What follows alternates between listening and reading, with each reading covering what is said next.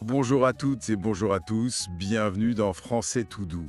Bonjour. Ravi de vous retrouver pour cet épisode où on va essayer d'améliorer notre français, comme toujours, en douceur. Tout à fait. L'objectif aujourd'hui, c'est de découvrir ensemble des expressions bien vivantes, celles qu'on entend vraiment en France. Pas forcément celles des manuels, quoi.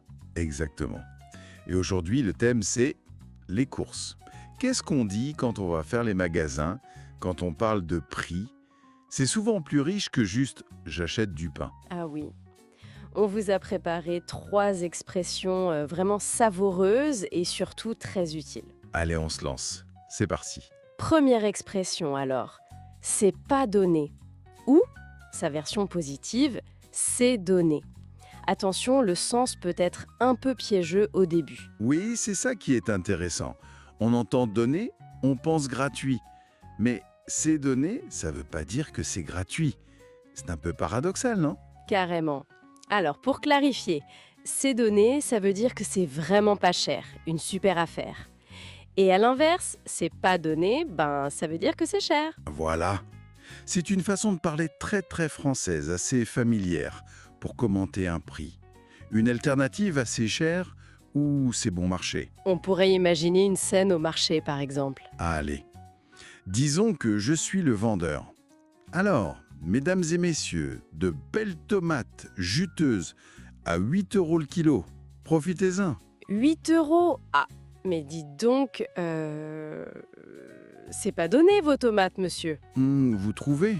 Par contre, si c'était, disons, 2 € le kilo, Ah, là je dirais « Oh mais c'est donné, super, je vais vous en prendre 3 kilos ». voilà, c'est exactement ça. On entend cette expression partout, hein, pour les vêtements, la nourriture, même le prix de l'essence. C'est vraiment du français authentique.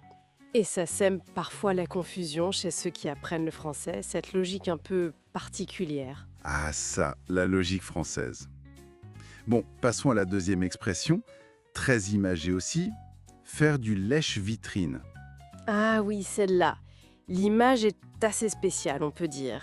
Oui, lécher une vitrine, littéralement, c'est un peu étrange, on est d'accord. Heureusement, on ne lèche rien du tout. Ça veut simplement dire regarder les vitrines des magasins, souvent sans intention d'acheter, juste pour le plaisir des yeux, quoi. Flâner. C'est notre window shopping à nous, mais je trouve l'expression française beaucoup plus parlante, plus visuelle. Il y a cette idée de désir presque. Oui, de s'approcher, d'admirer de près. On dit parfois que ça viendrait d'une ancienne signification du mot lécher, comme effleurer, s'approcher de très près. C'est plausible. Intéressant. Ça évoque bien l'image en tout cas. Les balades du dimanche après-midi, par exemple, sur les grands boulevards. Exactement.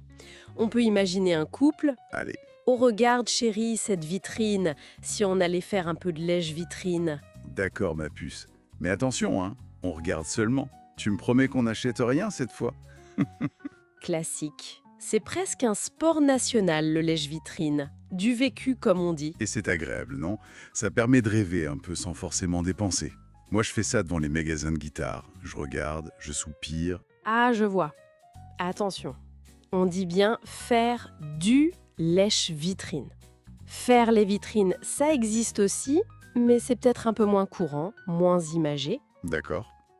Et ça nous mène assez logiquement à la troisième expression. Se serrer la ceinture. Très utile en ce moment d'ailleurs. Malheureusement, oui. Alors, se serrer la ceinture, qu'est-ce que ça veut dire? Mais ça signifie faire des économies, réduire ses dépenses, souvent parce qu'on y est obligé. L'image est assez claire, non? Si on mange moins, par nécessité, eh bien on maigrit. Et hop, on doit resserrer sa ceinture d'un cran. C'est une métaphore assez directe de la restriction. C'est ça. On l'entend beaucoup dans les conversations sur le budget familial, j'imagine. Tout à fait. On pourrait imaginer un père de famille qui annonce Bon les enfants, papa et maman ont discuté. Ce mois-ci et peut-être les prochains, il va falloir qu'on se serre un peu la ceinture. « Ah bon? Pourquoi, papa ?» Eh bien, parce que j'ai eu un peu moins de travail dernièrement, alors on doit faire attention à nos dépenses. Les vacances aux Maldives, ce sera plutôt chez mamie cette année. Voilà, typiquement, où on peut l'utiliser pour soi-même. Oula, j'ai trop dépensé en début de mois. Bon, maintenant je me serre la ceinture jusqu'à la paye. Fini les restos. Oui, ou même à plus grande échelle. On entend parfois les politiques dire que le pays doit se serrer la ceinture, ou le gouvernement demande un effort aux citoyens. Exactement. Et ce qui est intéressant, c'est qu'après s'être serré la ceinture, eh bien, on espère pouvoir enfin se faire plaisir. Ce qui nous ramène un peu au désir qu'on peut ressentir en faisant du lèche-vitrine devant des choses qui sont... Souvent pas donné. Ah, la boucle est bouclée? Et oui, on tourne en rond entre le désir, le prix et les économies. Bon, allez, petit récapitulatif rapide de nos 3 expressions du jour. On y va. Premièrement, c'est pas donné, qui veut dire que c'est cher. Et son contraire, c'est donné, pour une super affaire. Deuxièmement, faire du lèche-vitrine. Ça, c'est regarder les vitrines sans acheter, juste pour le plaisir.